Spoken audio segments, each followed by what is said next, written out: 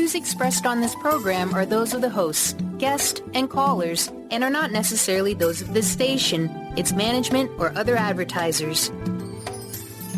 You're listening to Transformation Talk Radio.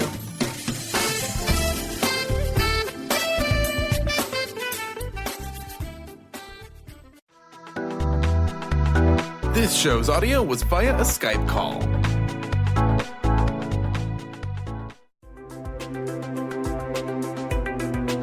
Welcome to Knowledge Book Radio with Marge Potasic. Marge was searching for the purpose of her life and the truth that would tie everything together to make sense of what was taught and what was happening on our planet, the fire that was creating all the smoke. Through many experiences, she was finally led to the knowledge book that provided all the answers. Marge is now talking about this gift to humanity on Knowledge Book Radio, so all can be united in peace, love, and harmony. This live call-in show at 1-800-930-2819 is amazing. So get ready to hear about the knowledge book. Here's your host, Marge Potasic.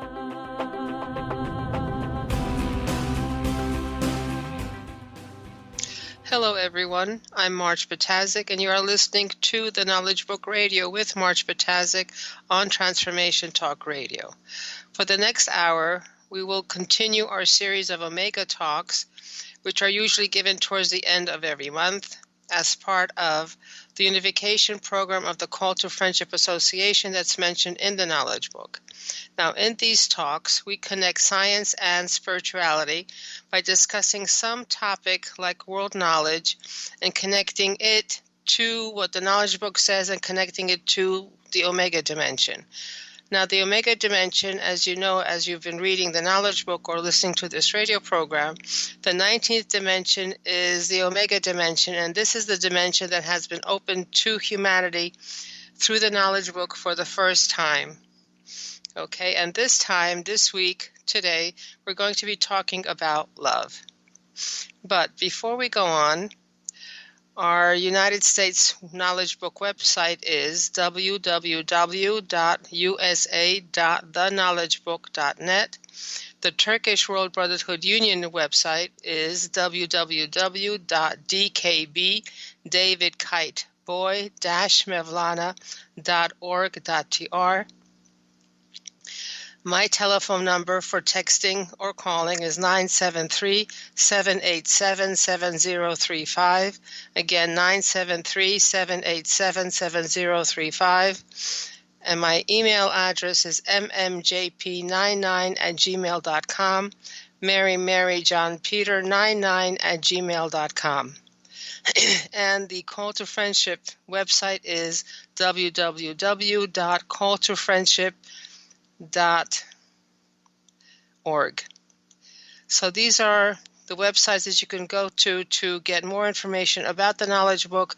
You could get information on who to contact in each country to find out more about the Knowledge Book or visit to a focal point or what the programs are that are available to you locally.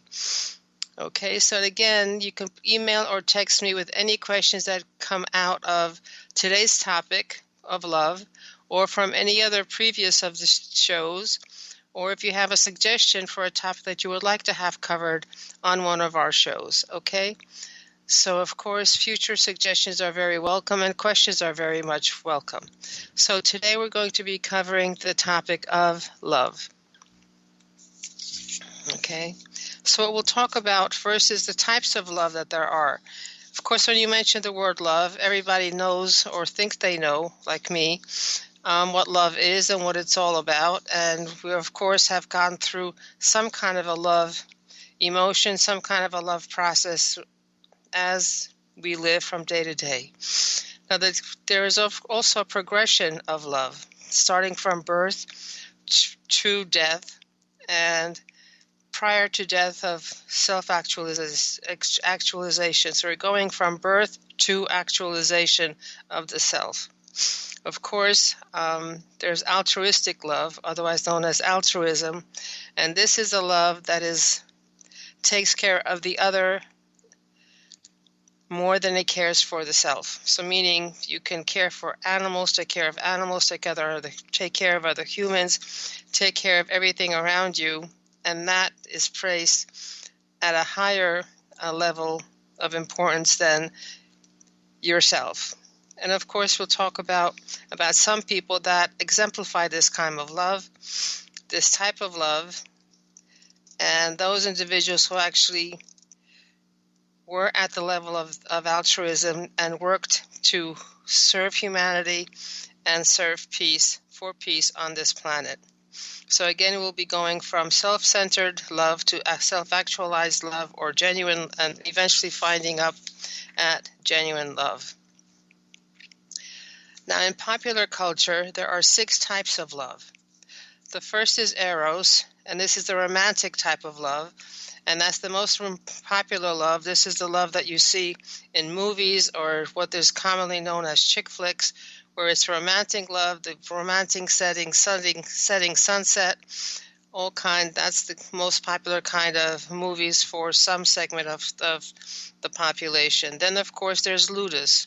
And this is the playful love. And this is the type of love where everything is a game. It's playful, it's a game, it's teasing, it's flirting.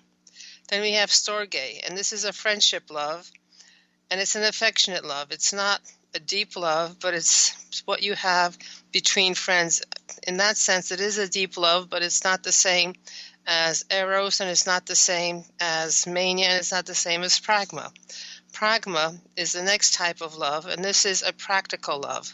And this is founded on reason or duty and one's own longer-term interests. So you will dedicate yourself to a project, you will dedicate yourself to doing something based on your self-centered or self-localized interests.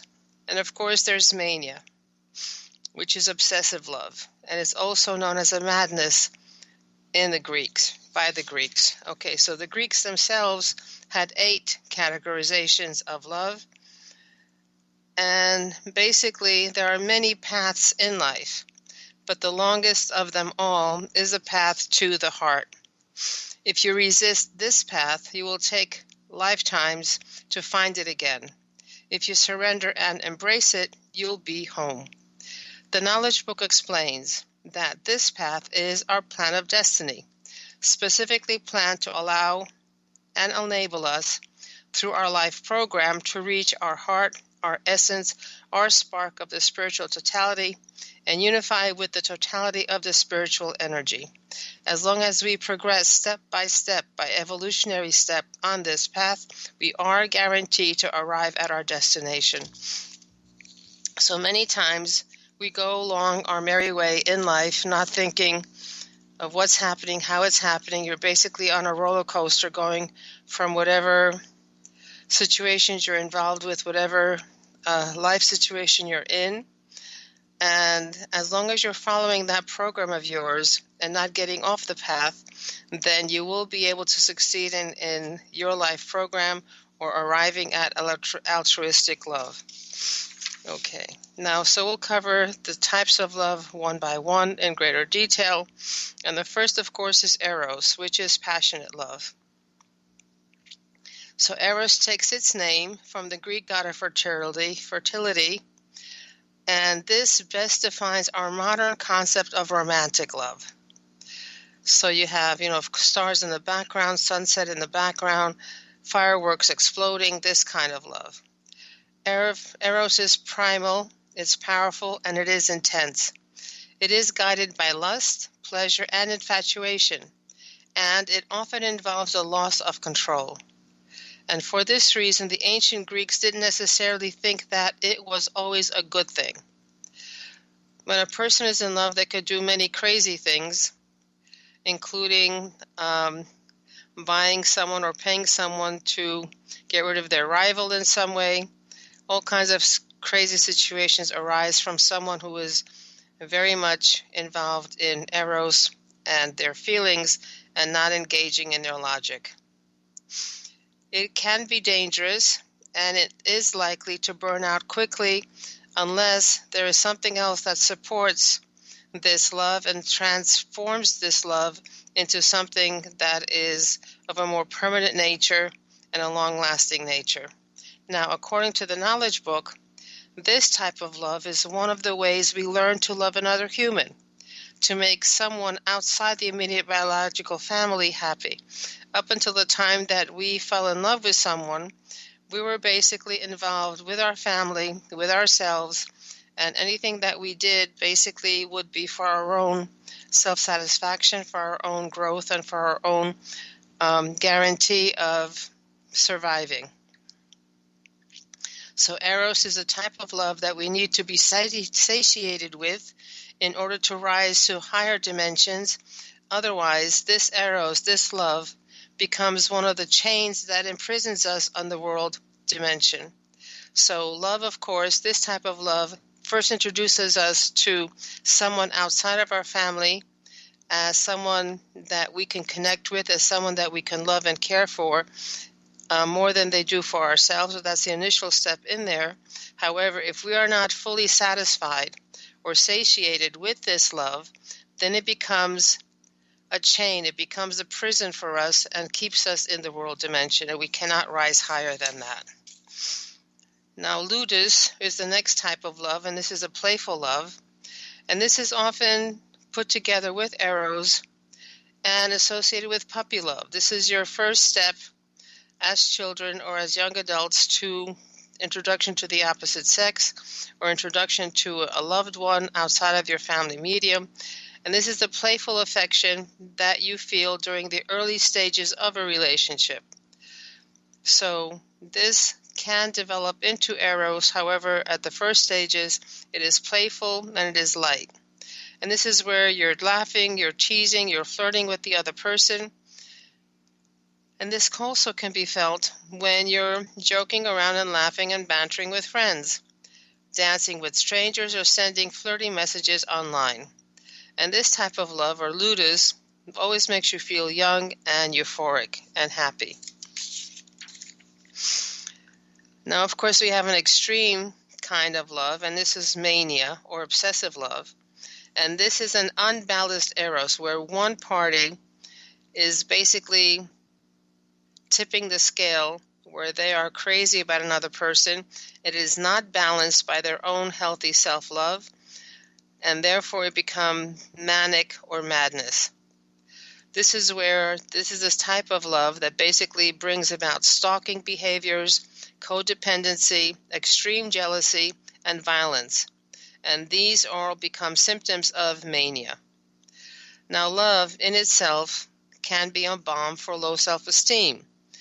And mania sufferers basically are desperate to keep the sense of self-value that their desired partner provides. So we are dependent on someone else to make us feel good about ourselves. We have forgotten that self-love is necessary, that we have forgotten that we are worthy, and it is the other person that can only provide our feeling of self-worth. Now, if you are in this kind of love, you're basically obsessed with the other individual. And the Knowledge Book actually defines obsession as being stuck in a dimension. We are to experience and become satiated at every dimension and graduate to the next dimension. So in mania, we're stuck in eros. We're stuck in that one dimension where the other person is important. We ourselves are completely infatuated with that person. We stalk, we do all kinds of crazy things. Therefore, we are obsessed. Okay, and this is the dimension that we could stay at until we're fully satisfied, learned our lesson, and move on from there into a more balanced, more typical and more satisfying kind of love. Now comes family love, or storge. And this is a love that's naturally flowing between parents and children. It's a familiar fondness, most often associated with kinships, or family circles, or friendship circles. Now, this often involves an unbalanced relationship, where the flow of love is asymmetrical or even unilateral, meaning a mother for a child or a parent for a child.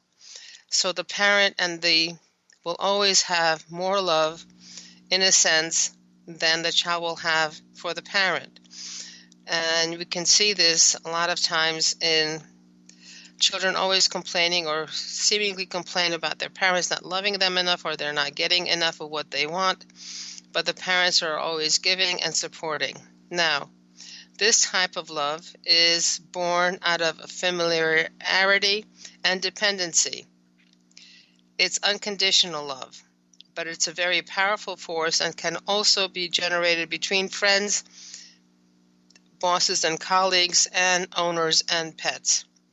Now, in parental love, and especially motherly love, this is our first step to altruistic love, caring for others more than we care for ourselves.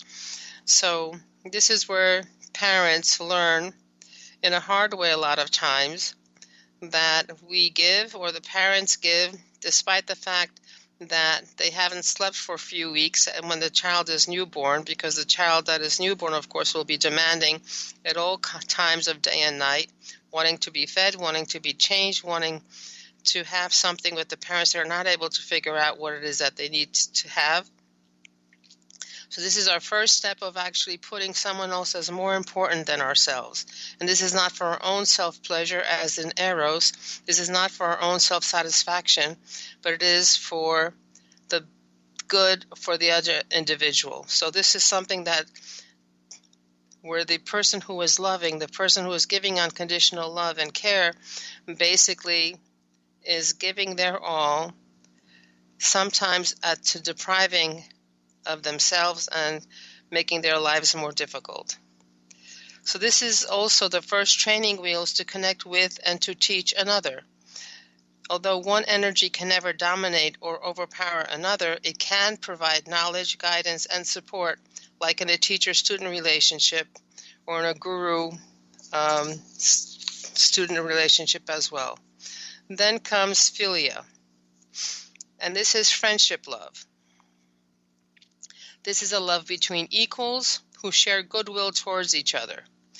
Ancient Greeks valued philia over all other types of love. And of course we should know, and most of us know who have gone through the American school system, that Philadelphia is a city that was based on this love.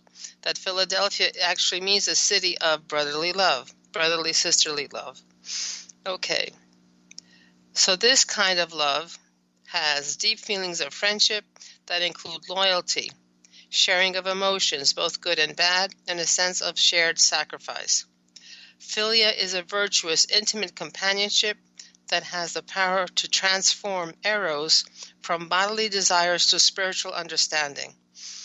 So this is one of the ways in which we can transcend Eros, can transcend the bodily desires, and be able to be on an equal basis, equal footing, and be equally loving to each other.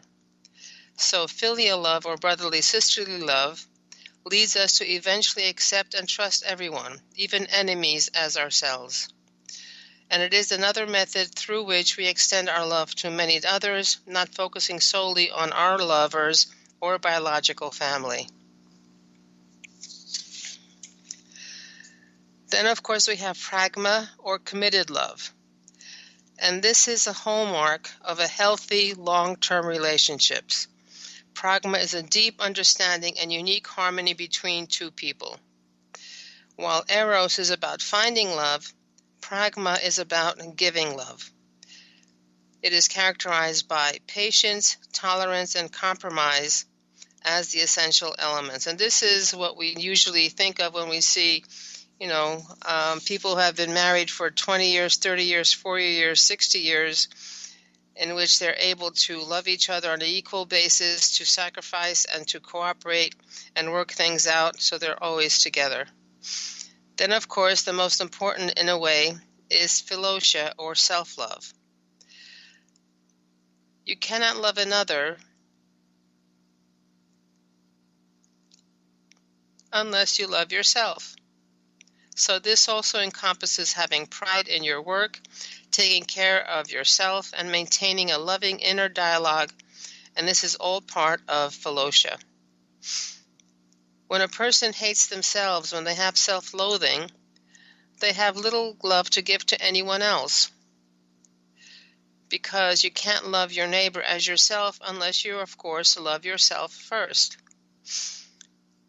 Now, of course, when you take philautia or self-love to the extreme, that's when narcissism arises. And this was an ancient Greek idea that we know very well today. And narcissism is defined by self-obsession, vanity, and a narrow focus on one's own personal gain. So, of course, narcissism would be the total opposite of altruism and loving others more than yourself. According to the Knowledge Book, quote, "First flow into yourself, your essence, then try to comprehend the humans. If you cannot solve yourself, you cannot comprehend and solve others. You cannot see the essences. If you cannot be in peace with yourself, then you have wasted your efforts." This comes from Fascicle 17 on page 242. And of course, now we come to the ideal love, which is agape, or compassionate love. So agape is selfless, unconditional love for the entire world, all your neighbors, all strangers, everybody.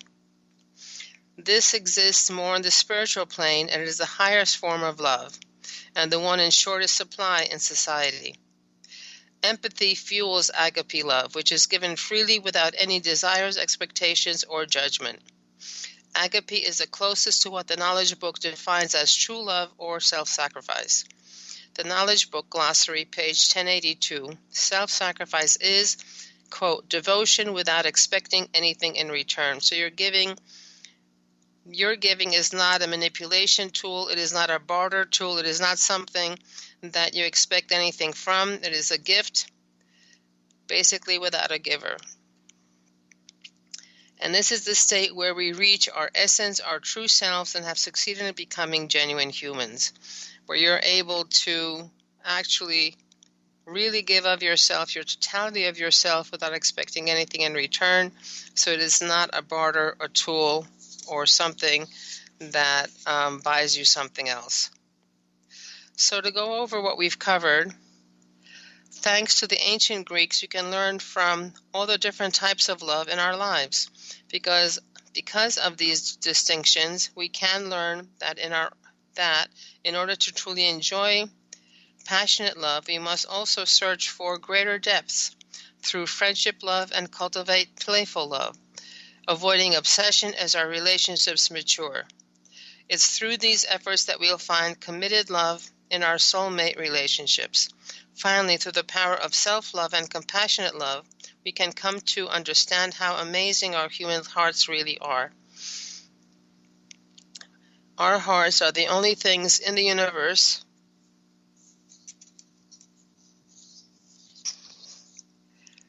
that grow larger the more they give to others. And so many times you hear people say, if you give, it'll be coming back to you multiplied 1,000-fold. Now, when we're going and we're born, then of course we become children, then adolescents, then adults, then of course we go into old age, and that is our normal progression in our physical form. And as we learned from the types of love, we evolve from self-centered or selfish love and grow to a more agape love, where we have empathy, compassion, and kindness for all living things. We become altruistic. We move away from love for our personal benefit and towards self-actualized love, a love that benefits others rather than ourselves. This evolution is explained in Abraham Maslow's hierarchy of needs pyramid, where we grow from physiological and safety needs like in infancy to self-actualization and become altruistic. Okay, so there is the Maslow pyramid, and basically at first you've got self-actualization. Actually, you start at the bottom of the pyramid, which is physiological needs that are water, warmth, food, and rest. Then comes safety needs or security, and making sure that we can be in a place that we are safe without being faced with any kind of attacks or any kind of danger. Then further up on the pyramid comes the belongingness and love needs. This is intimate relationships and friends. Above that is esteem needs. And this is prestige and feeling of accomplishment. This is something that you get from your surrounding environment. And of course, in the end, we have at the top of the pyramid, the apex, self-actualization. And this is where that individual has achieved one's full potential, including creative activities.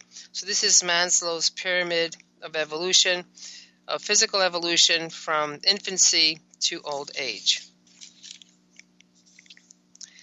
So in Maslow's pyramid, you begin in a survival mode where our basic physiological and safety needs are met, like when we are an infant. We gradually progress into loving relationships, respect for ourselves and others, and then into self-actualization. So basically, we go from being basically self-centered as infants, and this gives the parents the opportunity and the experience of loving someone other than themselves, loving and providing for and giving in all manner of form to an individual that is much smaller and completely dependent on you. And this is the place where we learn to sacrifice ourselves for another human, to give when we have nothing left to give. This is one of the ways that the parents learn to love greatly, okay? And of course, eventually the children grow, and this is where friendship comes in, where respect for other humans is also learned. And this is how we go from complete self-centeredness as an infant to a mature and altruistic love when we're older, or maybe if we're ahead of the game, we may learn that kind of a love much earlier and much younger. Okay. Now, in the knowledge book, this process is described in fascicle 11, page 157, as, quote, everyone evolves beginning from birth until leaving the world, quickly or gradually, in accordance with its capacity. Attaining the thought of helping others means that the ring of the ego has been broken and has broken the ego chain.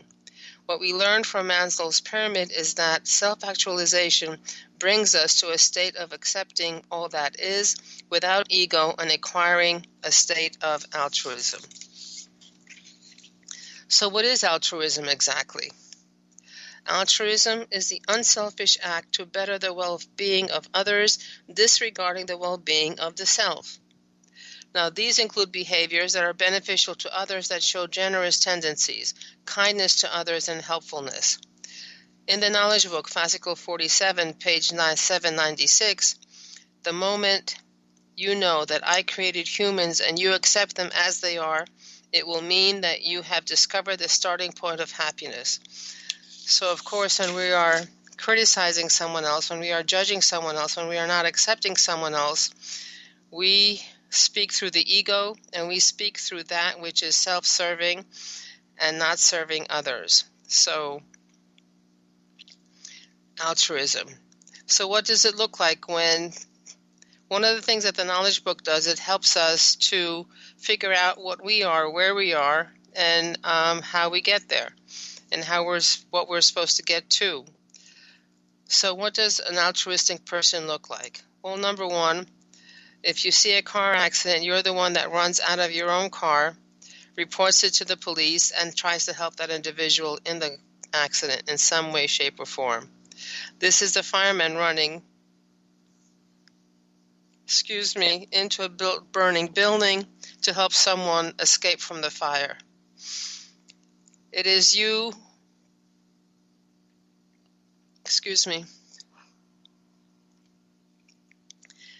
It is you donating money or time to help a charity. It is someone giving an organ like a kidney, or helping an animal that has become lost or injured. And in fascicle 12, page 163 of the Knowledge Book, it states, when you give, the happiness you receive is also a matter of ego, but this moral satisfaction develops your ego in a positive way. A step towards evolvement is taken in this manner. So this is thinking of others ahead of yourself. Now, we have seen on the internet and the YouTube videos going viral of altruistic behavior of animals to animals and humans of animals. There was one recently where someone was walking down a dam because there was a dog that was caught in the stream. So he went down a huge embankment to help save the dog. And basically, he himself didn't save. Eventually, he himself couldn't save that dog. He had to get others to help him. So in the end, there were like 5 human beings, one hand holding the other hand. So it became a chain of humans, and the one on the bottom actually was able to rescue the dog. But we've seen videos of dogs rescuing cats, cats rescuing dogs, all kinds of stuff. Where we've seen cats actually nursing rats or nursing dogs, or dogs nursing cats and nursing other animals as well. This is all altruistic behavior in humans. So altruism is not only the proprietary characteristic of humans, altruism also exists in animals. There's also a story of where killer whales were trying to catch a Weddell seal that had taken refuge atop a drifting patch of ice. The orcas swam alongside each other, creating a wave that knocked the seal into the ocean, and therefore death of the seal was certain, and the orcas would have succeeded in having their lunch or dinner or whatever that was. However, there was a pair of humpback whales in the area, and the panicked seal actually swam toward the whales, and a wave had tossed the seal onto the chest of the closer upturned whale. The whale arched its chest out of the water, and that's what kept the seal away from the charging killer whales. And when the seal started to fall off, the whale carefully pushed it back onto its chest with a flipper, and soon after that, the seal scrambled to safety on another ice floe that was bigger. So for biologists, altruism includes any behavior that benefits another individual at a cost or risk to the altruist. So biologically speaking, the whale's behavior was altruistic. It sacrificed its own energy and safety, and the only obvious beneficiary was the seal. There are other altruistic examples in history, and of course the most famous one that maybe we are the most familiar with is of course Mother Teresa, who was a Roman Catholic nun who devoted her life to serving the poor and destitute.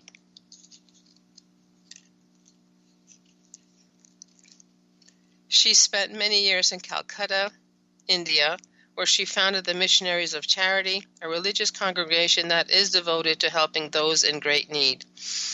She was awarded the Nobel Peace Prize in 1979 and became a symbol of charitable, selfless work. In 2016, Mother Teresa was canonized, and she became Saint Teresa.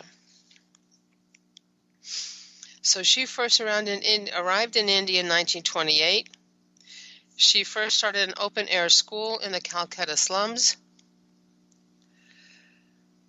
and she formed a hospice and medical center at Calcutta slums. She worked in the slums, in the hospice and medical centers, and leper colony. Now, of course, when you consider working in a leper colony, leprosy is very contagious, so the fact that she was working there automatically, she was taking a risk in her own life.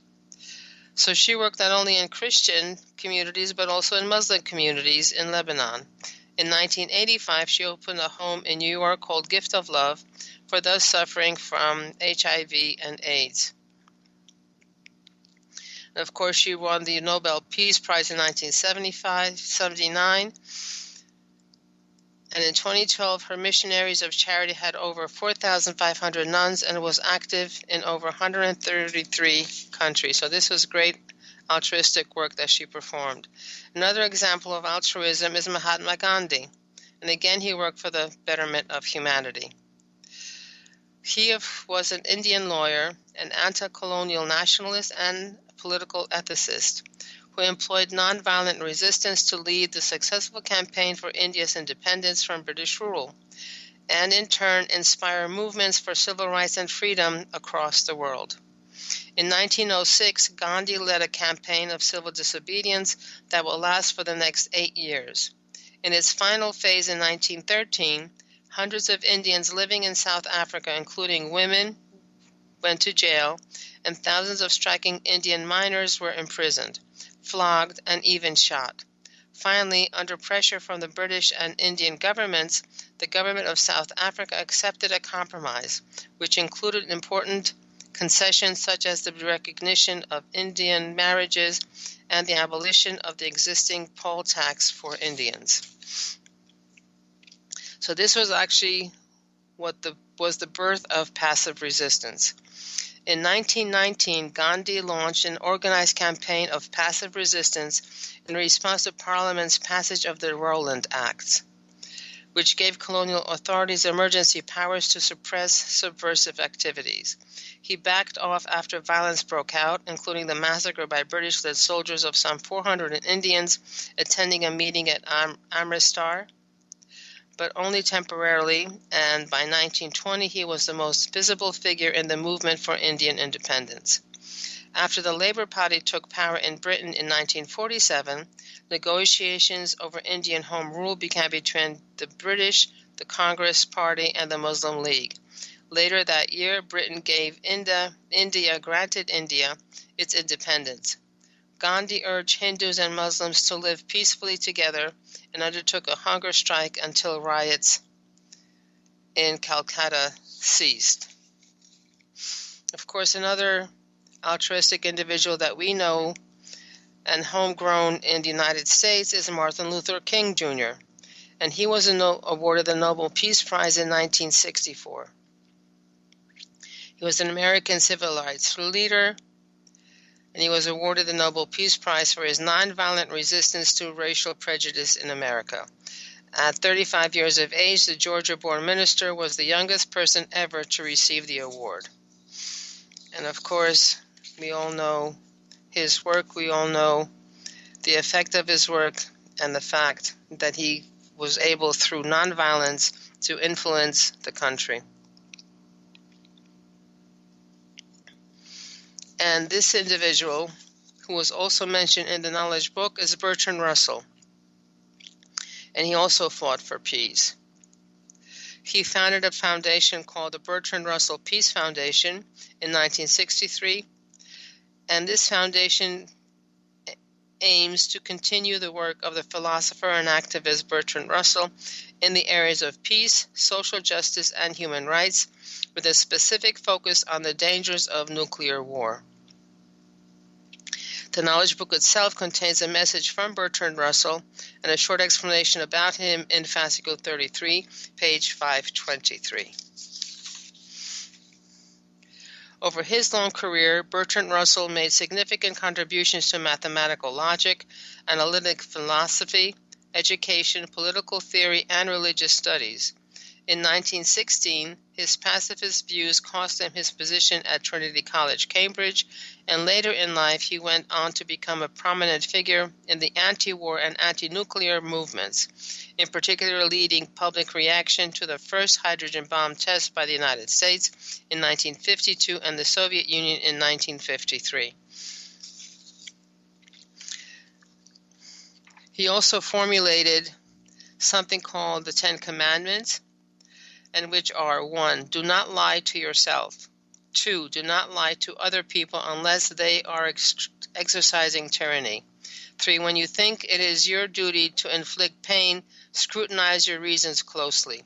4. When you desire power, examine yourself closely as to why you deserve it. 5. When you have power, use it to build up people, not constrict them.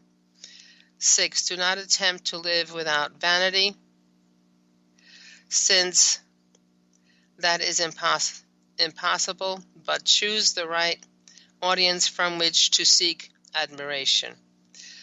7. Do not think of yourself as a wholly self-contained unit.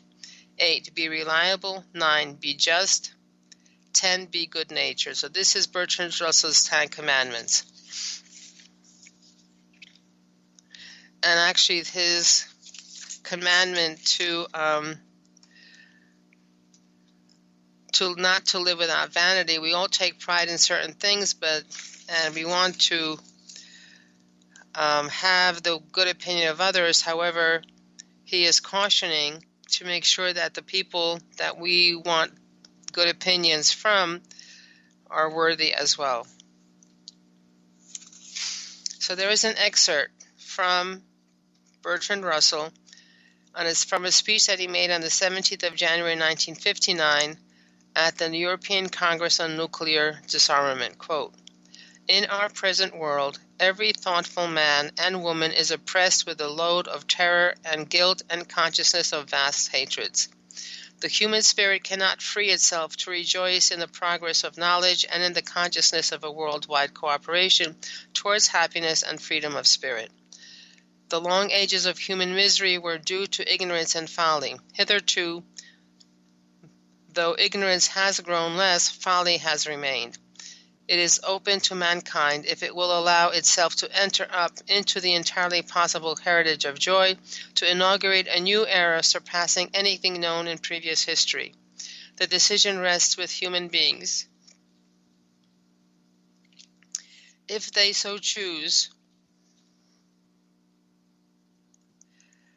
a new glory is theirs. We must hope that they will not prefer a dark and unnecessary doom." This, of course, also echoes the Knowledge Book philosophy and the Knowledge Book statement and warning that the fate of the human is in humans' own hands, that we ourselves will be our own judge and executioner, our own judge and jury, and we'll be able to either be happy with ourselves for the work that we have done, or we will hang ourselves. So the rope, what the Knowledge Book uses an analogy throughout, that the rope is handed into our own hands. We could either save ourselves with it, or we could hang ourselves with it. So Mother Teresa, Gandhi, Martin Luther King Jr., and Bertrand Russell are all examples of altruistic individuals. To quote the Knowledge Book, "Endeavors beyond distances are for the people of the world who are not after personal benefit. Our wishes are for your happiness, peace, and serenity." Fascicule 13, page 189. "In future, humankind will be more humanitarian, more conscious, more tolerant." Fascicule 13, page 191. "In mediums where there is no self-sacrifice, happiness cannot find shelter. To expect rewards for your deeds will close the gates of happiness for you." Fascicule 14, page 193. So there we come now to genuine love. As you progress through the stages of love, you come to genuine love. And in the Knowledge Book, Fascicule 12, page 174, quote, "Love gains power in accordance with the potentials of frequencies. It is a whole. It loses its power as it is divided into fragments. Love is a great vibration that cannot be confined to petty feelings. If you notice, we say vibration, we do not say feeling. Feelings are your bodily desires. They are not love. There is giving in genuine love, but there is no reciprocation. In unselfish love, you are integrated with nature and exalted spiritually. In genuine love, the marvelous vibrations that rise and flows from you, melting in all beauty, will cause you to transcend beyond your walls of thought and cognizance. The description of love is given from the essence. It is our wish that these beautiful feelings may radiate in the essence heart of everyone." And now it looks like we have time for a break.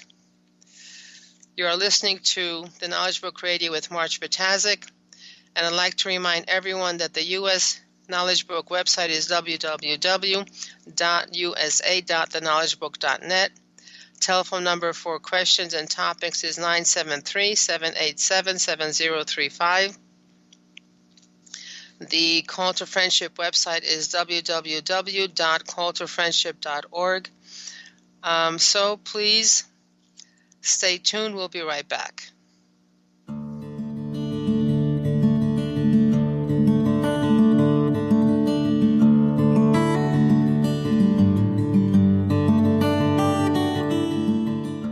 The truth Life is funny. Shift Happens with Colette Marie Steffen is excited to welcome Karen Benton as a monthly guest host. Tune in on the third Wednesday of each month at 8 a.m. Pacific Time to regain confidence and trust in your capacity to create change in your life, your health, your family, and your well-being.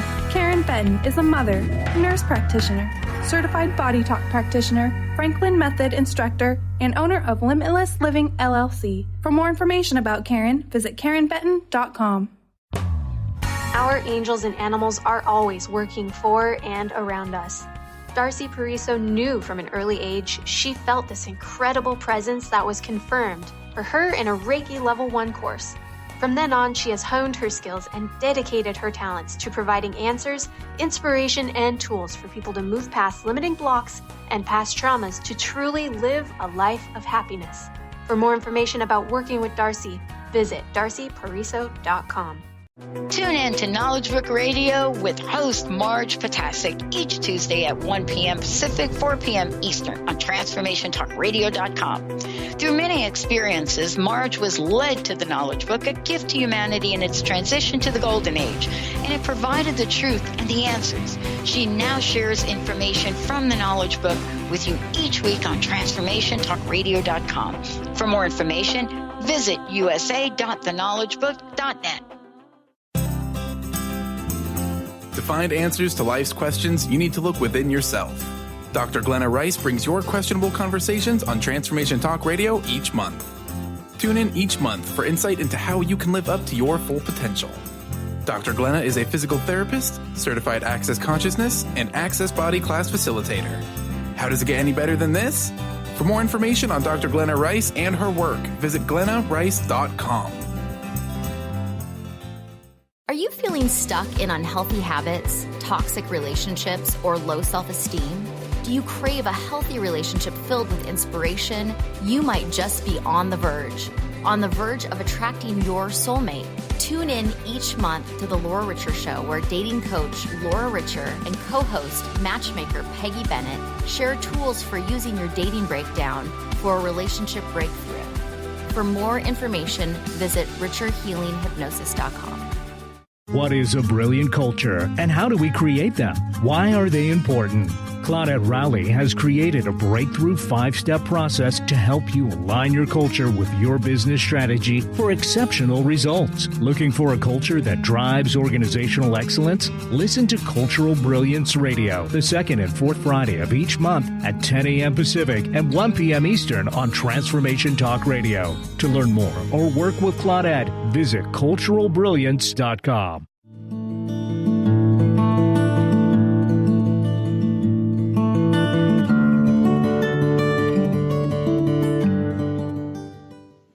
And we're back on the Knowledge Book Radio with Marge Potasic on Transformation Talk Radio. And again, the reminder, website is www.usa.theknowledgebook.net. We have 2 focal points, one in New York City and Manhattan and one in Queens. So please refer to the website as to what the locations and the times are. My telephone number for topics and suggestions and questions is 973-787-7035. My email address is mmjp99@gmail.com, maryjohnpeter@gmail.com. And, of course, we'll now continue with our topic of love. Now, of course, the Greeks and the current age psychologists had their own idea of love, but basically the Creator, Allah, God, whatever name you want to ascribe to that entity that is unknowable, unreachable, and ununderstandable, is that love is what brought us into existence, both physically, and brought everything into existence physically. Love is the power that holds everything together, that creates everything that exists.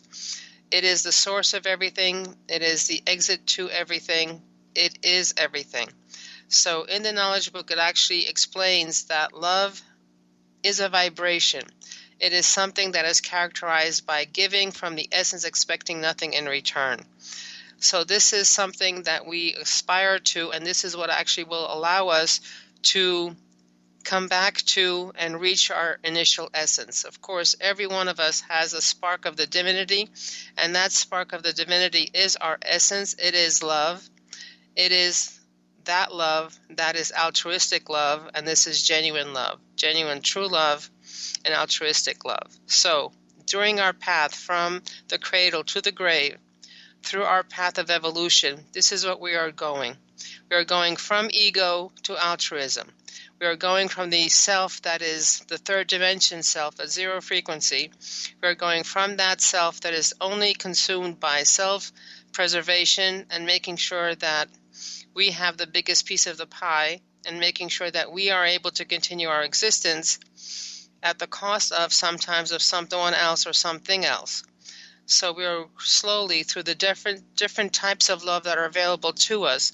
Number one, self-love, self-centered love, family love, friendship love between friends, even mania, even eros, even lust. All these are different steps in our development of love and getting us to finally the established, matured level of love, which is altruistic love, and which allows us to live and to progress and go back to our essence. So our entire journey from cradle to grave is our current plan of destiny that we have planned for ourselves in conjunction with the powers that be, with the celestial authorities, that in this lifetime we will go through specific experiences for us to be able to learn to think of others before ourselves. However, and right now, the programs of the Knowledge Book are specifically designed for us to be able to, number one, see what the other person is, see what they need, and how we can help. So this is where, let's say, the counsel program enables us to accept, understand, love, and tolerate another individual. We grow to be able to cooperate with someone else. So we initially start learning to cooperate in a family situation. We learn how to share toys. We learn how to share experiences. We learn how to share and love each other in a family situation. All these are learning scenarios that allow us to go from ego to essence, to leave the ego behind and to fly to the higher dimensions. So when we reach altruistic love, when we become genuine humans, when our evolution level is equal to the spiritual level that we come into the planet with that spark, when our evolution level, when our energy, when our spiritual totality, we're able to merge with, that's when we're able to go to the higher dimensions. We leave the world behind. The thing with love is make sure that we do not get stuck in any one place. We don't get stuck in being the self-centered narcissist where it's me, I at the cost of others, where we don't get stuck where in our family love, where it is my family that's the most important, everybody else's family is no good, and we can rob and cheat and do whatever it is that we want to them, and even shoot people who are not in our family. So we don't get stuck in any of these dimensions. We don't get stuck in friendship love too, because we need to be able to rise above friendship, rise above the family love, rise above self-centered love. These are all steps to learn to love, to learn that there is someone outside of ourselves that maybe needs help, that maybe is like us, that is maybe, needing something just like we are needing it. And that is a step-by-step procedure that's set up for us, situation set up for us to be able to learn, to be tested, and to practice what it is that we need to do. So that is our plan of destiny. This is what we came into this planet with, and our entire job is to get from the third dimension, which is zero world frequency, to get to the eighth dimension. And that is the process of evolution that is provided for us, that is explained in the Knowledge Book, and the programs are also explained by individuals because programs change as humans change. So we continue step by step, evolving in love and experiencing love, or allowing ourselves to experience love and experience the tests or the roadblocks that we have to make sure that the roadblock doesn't stop us, but it becomes basically a way for us to jump up to a higher dimension. So our entire journey and our path of life is to go from self-centeredness like a baby to altruistic, mature love like a genuine human, that's explained in the Knowledge Book. So when you can give someone the shirt off your back,